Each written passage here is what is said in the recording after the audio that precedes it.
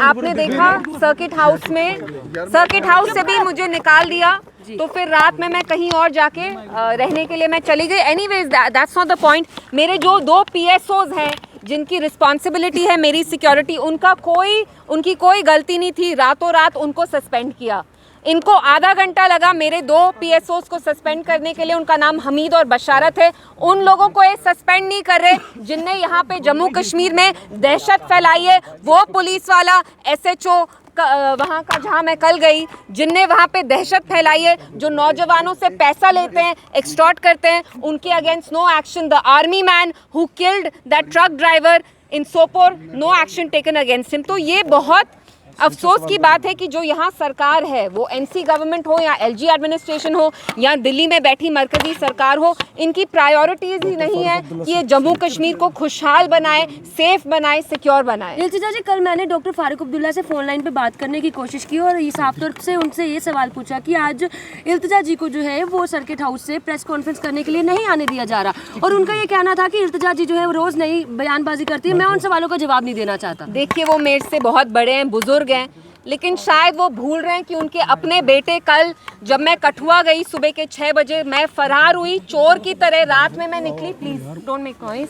मैं रात को निकली चोर की तरह श्रीनगर से। उनके बेटे को, जो आज की डेट में यहाँ के चीफ मिनिस्टर हैं, हमारे चीफ मिनिस्टर हैं, उनको कल कठुआ पहुँचना चाहिए था, उनके बदले हम गए। वो दिल्ली में लंच कर रहे थे, कुछ अल्फ्रेस्को लंच, मुझे तो पता भी नहीं। तो फारूक साहब शुड टेल अस कि उनकी जो सरकार है, जो उनके बेटे चला रहे हैं, उनकी क्या प्रायोरिटी है कि वो हर वक्त दिल्ली में बैठ के लंच करें, डिनर करें। हमने देखा बुढ़ाल में लास्ट मंथ जब राजौरी में फूड पॉइजनिंग के केसेस हो रहे थे, तब भी ओमर साहब दिल्ली में बैठ के डिनर होस्ट कर रहे हैं।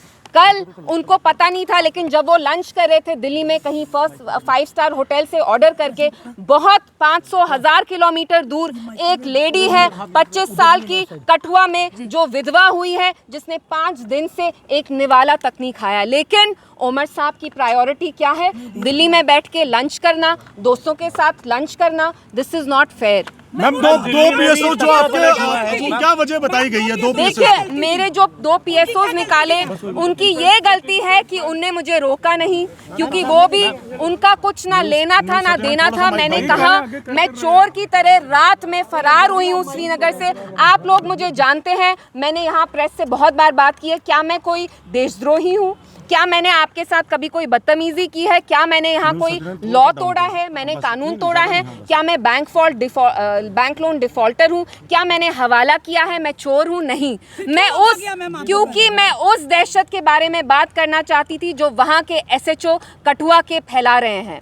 वो वहाँ छोटे छोटे लड़कों को उठाते हैं और उनसे पैसे लेते हैं, और इन लड़कों को टॉर्चर किया जाता है। मुझे बताया गया कि मक्खन दिन साहब को जब रिलीज किया, 4 किलोमीटर वो पुलिस की गाड़ी में थे, निकाला उन्हें, 4 किलोमीटर पैदल चलाया टॉर्चर करके, और जब उनने पानी मांगा, पानी का उनको एक घूंट तक नहीं दिया। मैम, दिल्ली में जो तख्ता पलट हुआ है, उसमें आप क्या समझते हैं कि वाकई में BJP की जीत है या जो दिल्ली के बीच में? देखिए, my priority is my state, Jammu Kashmir, यहाँ की आवाम, यहाँ के लोग, वो मेरी प्रायोरिटी है। दिल्ली में क्या होता है, दैट डज नॉट कंसर्न। हम डेमोक्रेटिक कंट्री में एक आम नागरिक को आवाज, तो क्या लगता है आपको स्टेटहुड? आप मुझे एक बात बताइए, ओमर साहब के सब्जेक्ट्स जो हैं वो जम्मू कश्मीर की आवाम है।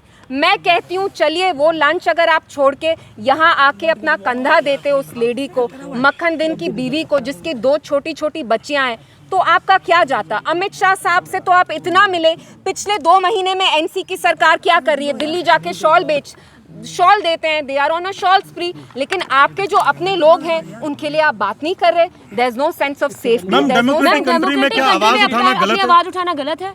देखिए, मैं आपको सच में बताऊं, पिछले 24 आवर्स में मुझे इतना स्ट्रेस हुआ है। मैंने कुछ 600 किलोमीटर ट्रैवल किया, और मैं सच बताऊं, जब मेरी गाड़ी निकली श्रीनगर से, मुझे पुलिस वालों से डर था।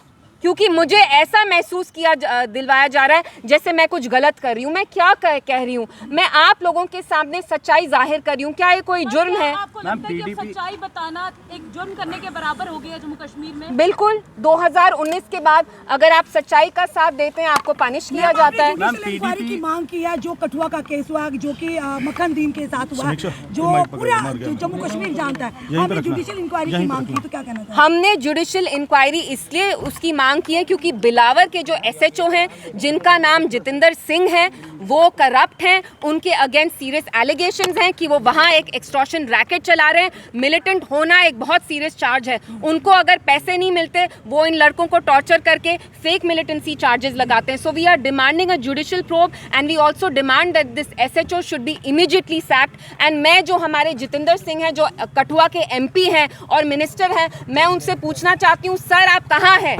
आपके जो लोग हैं जिनने आपको इतने बड़े पैमाने से पार्लियामेंट में भेजा, वहाँ पे एक बच्ची है हमारी जो विधवा हो गई रातों रात। उसके हस्बैंड की गलती भी नहीं थी। उसका खावंद इतना शरीफ था कि अपनी जान देने से पहले उसने कुरान पाक पकड़ के अपनी जान ली। मैम जब भी आप और महबूबा मुफ्ती जी किसी भी परिवार के लिए संवेदना करने के लिए जाते हो तो उसी वक्त जो है आपको हाउस अरेस्ट कर लिया जाता है। महबूबा मुफ्ती जी को भी हाउस अरेस्ट कर लिया जाता है। उसको लेकर क्या कुछ मतलब संवेदना देना किसी परिवार को वो भी गलत हो चुका है अब? देखिए परिवार की बात नहीं है यहाँ, तो हमारा ही परिवार नहीं है जो पॉलिटिक्स में है। पॉलिटिक्स में तो NC की फैमिली भी है ना, जैसे आपने फारूक साहब का कहा। फारूक साहब खुले हैं, उनके बेटे भी, एंड ये बहुत अच्छी चीज़ है। लेकिन सरकार बनने के बाद एक ही चीज़ बदली, पहले NC को भी हाउस अरेस्ट में रखते थे, आज उसी NC को गवर्नमेंट ने फुल खुली छूट दी है। LG एडमिनिस्ट्रेशन के अंडर जो पुलिस है NC के मिनिस्टर्स को इसलिए खुली छूट दे रहे हैं क्योंकि NC कहीं ना कहीं यहाँ जो सच्चाई है उस पर पर्दा रखना चाहते हैं। हर एक गलत चीज़ को वो नॉर्मलाइज कर रहे हैं। तभी जावेद राणा साहब को वहाँ बिलावर जाने दिया, मुझे नहीं जाने दिया। क्यों? क्योंकि जब जावेद राणा साहब वहाँ से निकले उनने अपनी ज़बान नहीं खोली, उनने अपना मुंह नहीं खोला।